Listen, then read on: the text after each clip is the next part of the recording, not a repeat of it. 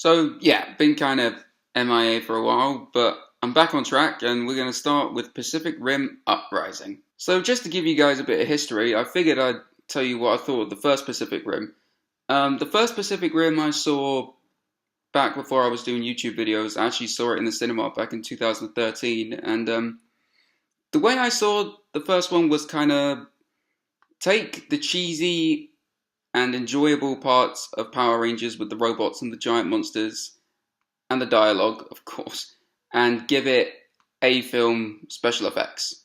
That's kind of how I saw the first Pacific Rim film. A giant, cheesy, fun popcorn film. Now, while the sequel definitely tries to live up to the hype set by the first film, it kind of suffers from a few pacing issues. Like the first, I want to say, half hour or so, it was kind of a slow build. I mean, don't get me wrong, I love John Boyega and he's hilarious throughout the entire film. And he has a fun bit of rivalry with Scott Eastwood's character.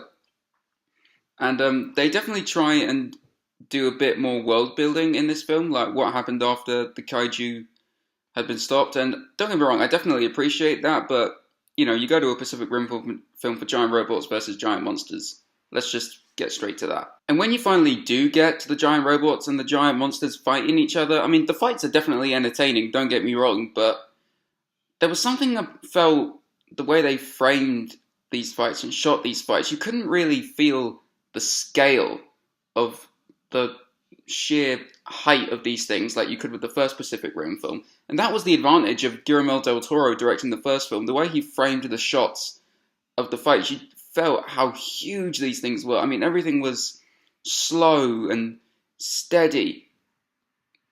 And yeah, I mean, considering how large these things are, the fact they were so slow made sense. Whereas in this film, you have these guys doing flips everywhere, and I'm just thinking there's no way a 2-ton robot can do a flip over a monster and slash with an electric whip or a plasma sword.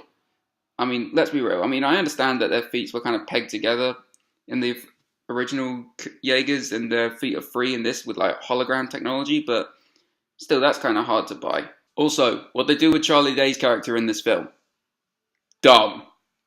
Okay, just straight up dumb. So I don't want to have any misconception here. While it sounds like in this review I'm really slashing this thing apart, I actually did really enjoy the film. I enjoyed it a lot. It's just the first film really had the advantage of having Guillermo del Toro direct it, and I really think he should have come back for this one, honestly. I mean, that's kind of what I thought was missing, his sense of scale and his shots that helped appreciate the power and feel of the Jaegers and the kaiju. That's honestly what I felt was missing.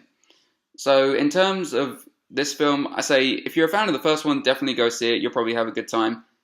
And yeah, they are setting up for a third film with the post-credit scene. So if you want to stick around for that, great. If not, well, you're not really going to miss much until Pacific Rim 3. Alright, that's all from me for now, guys. Peace out.